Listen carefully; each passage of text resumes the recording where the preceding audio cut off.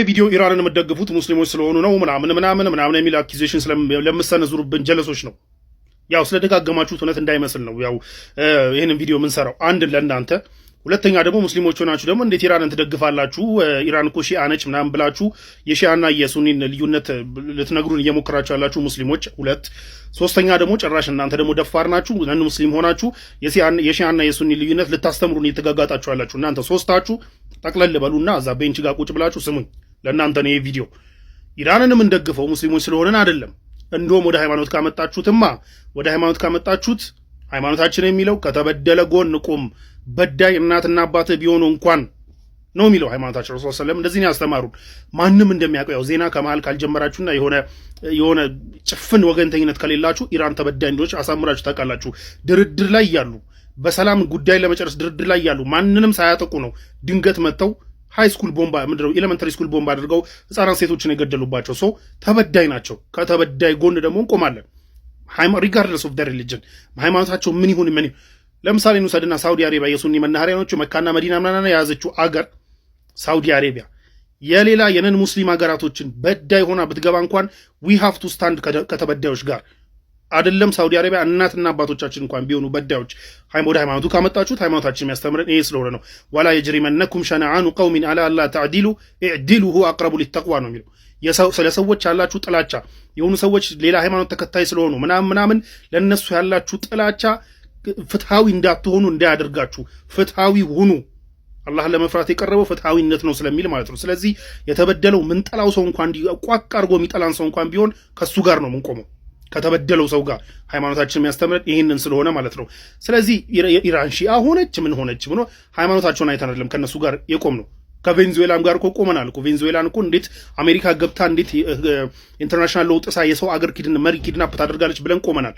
ለምን ከማዱሮ ጋር አንድ ጀማ መስጊድ ሰግደናል እንዴ? አንድ ኢፍጣር ምናምን በልተናል እንዴ? ከማዱሮ ጋር ነው ከተበዳይ ጎን መቆም ስላለብን ነው። ከዛ አንዳንዶቻችሁ ደግሞ ያው ጭፍን ወገንተኝነት ስላለባችሁ ማንም ይሁንማ የሆነ ከመሰላችሁ ጋር ያው ከበዳይ ጋር አብራችሁ ልታጨበጭቡ ትችላላችሁ። it doesn't work like that። እኛ ጋር እንደዛ አይሰራም። እኛ ጋር አብሮን የበላ አብሮን የጠጣ የአንድ መስጂድ ጀማዓችን የሆነ ወንድማችን የሆነ ሙስሊም ክርስቲያንን ሲበድል ካገኘን አንገቱን ይዘን እንድናስቆመው ሃይማኖታችን ያዘዘን ነው። አንድ ሰው መጥፎ ነገር ሲሰራ ካየ በእጁ ያስቆመው ማለት ምንድነው? በጉልበት ማስቆም ካለበት በጉልበት ያስቆመው ሪጋርድለስ ኦፍ ዘ ሪሊጅን። ይህን ካልቻለስ በአፉ ይቃወም፣ በአፉ ይናገር፣ ይቆጣ። ይህንንም ካልቻለ በቀልቡ ይጥላ ነው የሃይማኖቱ ትምህርት። ስለዚህ አንድ ሰው አሁን አንዳንድ ጀለሶች አላችሁ የሆኑ ሙስሊሞች በደል ሲሰሩ ጭቆና ሲሰሩ ምናምን የነሱን ጭቆናና በደል ለመሸፋፈን ወር ለመደገፍ ምናምን ምንጥር የሚመስላችሁ ምክንያቱም ሃይማኖታችን ስለተመሳሰለ ምናምን it's not like that። እንደ ሃይማኖታችንማ ከተበደለው ጋር ለምን ተበዳዩ አይደለም ነን ሙስሊም አይደለም ክርስቲያን አይደለም ለምን ጣዖት አምላኪ አይሆንም? ለምን እሳት አያመልክም? ኢራን ለምን እሳት አታመልክም? ለምን የፈለገችውን ነገር ለምን ሸይጣን አታመልክም? ከተበዳዮች ጋር ነው የምቆመው regardless of their religion። ስለዚህ ከኛ ሃይማኖት ጋር የሚመሳሰል ምናምን ስለሆነ አይደለም። ይሄን እንድታቁት ነው። ከዛ ደግሞ ሺአና ሱኒ ምናምን ልዩነት ልትሉልን የምትሞክሩ ነን ሙስሊሞች እናንተ የሌለ ደፋር ናችሁ። እናንተ የሌለ ፈኒ ናችሁ። የሌለ ነው የምታስቁን። እናንተን እንደ ጆክ ነው የምናያችሁ፣ እንደ ኮሜዲ ማለት ነው። ለማንኛውም ግን ቅድም የጠቀስኳችሁ ሶስት ጀለሶች ማለት ነው እዛ ቤንች ላይ ሆናችሁ እየሰማችሁኝ ያላችሁት እዛው ቤንች ላይ ሆናችሁ ተወያዩት ይሄንን ጉዳይ ራሳችሁ ማለት ነው። ቢኮዝ የሚሰራላችሁ አይደለም፣ ውሃ የሚያነሳ ጉዳይ አይደለም። እኛ የአቂዳ ጉዳይ የሃይማኖት ጉዳይ የምናምን ጉዳይ አይደለም። ለምን ይበደላል? ለምን የሰው ሀገር መሪ ይገደላል? ዝም ብሎ ምንም ሳያደርግ የሰው ሀገር ብሮ ይኸውልህ ኢራን እኮ ኒኩለር ዴቨሎፕ የማድረግ እኮ መብት አላት። እስራኤልና አሜሪካ ልክ እንዳደረጉት ሁሉ ኢራንም ዴቨሎፕ የማድረግ መብት አላት። ማንም ሊከለክላት አይችልም። እነሱ ማን ናቸው? ኢራን ማን ነች? ደን ኢራን ባላስቲክ ሚሳይል ራሷን እኮ ዲፌንድ ማድረግ የምታደርግበትን መሳሪያ ዴቨሎፕ የማድረግ መብት አላት። ነገኛን ድሮን አታምርቱ ሊሉን እኮ ነው እነዚህ ጀለሶች ማለት ነው። ሶ ልንሰማቸው ነው ወይስ ለነሱ ቤንድ ማድረግ አለብን? ነገ አንተ ከፍ ብለህ እኮ ነገ ግድብ አለ ወደብ አለ ስንት ነገር አለ ምናምን ከፍ ስትል እኮ ይመጡልሃል አንተም ጋር ገባርለ። ስለዚህ አራዳ ምን ይባላል? ነግበኔ የሚል ጨዋታ አለው። ነግበኔ የሚባል ነገር አለ። ነገበኔ ይመጣል ብሎ ነው አሁን የዓለም ህዝብ እንዴት የሰው ሀገር መሪ ዝም ብሎ ተገብቶ ኪድናፕ ይደረጋል፣ እንዴት የሰው ሀገር መሪ ዝም ብሎ ተገብቶ ይገደላል የሚል ጩኸት እያሰማ ያለው ሁሉም ነግበኔ ስለሚል ነው። ገባርለ። ስለዚህ አራዳ ነግበኔ ይላል። ነግበኔም አለች። ከዛ ደግሞ ከተበዳይ ጋር ይቆማል። ለማንኛውም ወደ ሃይማኖት ለማጠጋጋትና ልትሞክሩ በእስልምና ከመጣችሁ አያዋጣችሁም። እስልምና የሚያስተምረው ሌላ ነው።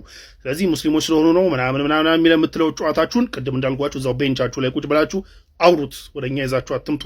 ማሰላም። አሁንም ነግራችሁ ዜና በኢራን ውስጥ ምናልባት በዚህ ሰዓት ላይ ልትሰሙት የምትችሉ አይነት ዜና አይደለም። መረጃው ምን መሰላችሁ?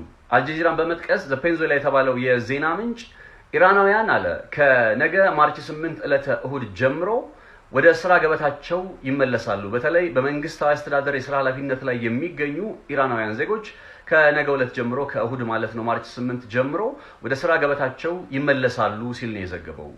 በእውነት በጣም የሚያስገርምና የሚያስደንቅ ነገር ሆኖብኛል። እናንተ ምን እንደሚሰማችሁ አላውቅምና እንደ አልጀዚራ ዘገባ ከሆነ እንግዲህ በኢራን የተለያዩ መንግስታዊ ኃላፊነት ውስጥ የሚገኙ ሰዎች ሲባል ለምሳሌ የሚኒስትር መስሪያ ቤቶች፣ የተለያዩ ከነዚህ ጋር ተጓዳኝ የሆኑ ድርጅቶች እንዲሁም ደግሞ በተለያየ መልኩ የስራ አስፈጻሚ ኃላፊነቶችን ይዘው የሚሰሩ ባለሙያዎችና ሌሎችም ተቋማትን የሚያስተዳድሩ ድርጅቶች ወይ ተቋማት ማለት ነው ወይ ሚኒስትር መስሪያ ቤቶች 20% የሚሆኑ ሰራተኞቻቸው ከነገ ዕለተ እሁድ ጀምሮ ወደ ስራ ገበታቸው እንደሚመለሱ ነው የተገለጸው። ከዚህ ያለፈ ሲልም ደግሞ መላው ሴቶች መላው በእንደዚህ አይነት የስራ ኃላፊነት ላይ የሚገኙ መላው ኢራናውያን ሴቶች ከዛው ከያሉበት ሆነው በኦንላይን በቀጥታ ስራቸውን እንዲጀምሩ ተደርጓል። አንዳንድ ባንኮች እንደሚከፈቱም ተሰምቷል ከነገ ጀምሮ በኢራን ውስጥ ማለት ነው። እንዲህ አይነት ነገሮች እንግዲህ በኢራን ውስጥ የመሰማታቸው ጉዳይ በቀጣይ ምን ሊያስከትል ይችላል የሚለው ነገር ነው በጣም አሳሳቢ እንዲሆን በማድረግ ላይ የሚገኘው። እንደምታውቁት እስራኤልና አሜሪካ በጣም በኢራን ላይ የሚያከናውኑትን ጥቃት ቀደም ብዬ ነግሬያቸዋለሁ በጣም እየጨመረ ይሄዳል። ኢራን ለምሳሌ እስካሁን ድረስ ከእስራኤል ጋር እያከናወነች ባለው ጦርነት ላይ እኮ እሷም ጥቃቷን ቀጥላለች። ቁጥራዊ መረጃዎችን መመልከት ከፈለገ ለምሳሌ በአጠቃላይ ወደ 571 የሚሆኑ ባላስቲክ ሚሳኤሎችን ኢራን እስከዛሬ ድረስ የዛሬውን ሪፖርት አላጠቃለልኩም 571 የሚሆኑ ባላስቲክ ሚሳኤሎችን ወደ እስራኤል እና ሌሎች የአረብ ሀገራት ገልፍ ሀገራት ውስጥ በሚገኙ ሌሎች አጋር የና አሜሪካ ተባባሪ በሆኑ ሀገራት ላይ ተኩሳለች ይባላል። ከ15 ክሩዝ ሚሳኤሎችም ጭምራሉ ከ571 ባላስቲክ ሚሳኤሎች በተጨማሪ ከነዚህ ውስጥ ግማሽ በግማሽ የሚሆኑት እስራኤልን ኢላማ ያደረጉ ናቸው ተብሏል። የተቀሩት ደግሞ በገልፍ ሀገራት በሚገኙ የአሜሪካ የጦር ሰፈሮች ላይ ያነጣጠሩ ናቸው ተብሏል። አሜሪካ እንዳልኳችሁ ከ2000 በላይ የሚሆኑ ኢላማዎችን በኢራን ውስጥ ስለመፈጸሟ በመግለጽ ላይ ትገኛለች። እስራኤልን በተመሳሳይ እንዲሁ ጠንከር ያለ እንዲያውም ከ200 በላይ የሚሆኑ ፋይተር ጀቶቿን በመጠቀም እኮ ነው ጭምር ይህንን ጥቃት ዘመቻ እያከናወነች የምትገኘውና እንዲህ አጠናክራ ቀጥላለች ጥቃቷ ማለት ነው። በሁለቱም ወገን በኩል ወደ ድርድር ጠረጴዛ መጥቶ ነገሩን በሰላማዊ መንገድ የመፍታት አይነት ዝንባሌ የለም እና አሜሪካም በመጪዎቹ ቀናት ሰርፕራይዝ ይኖራል እያሉ ነው።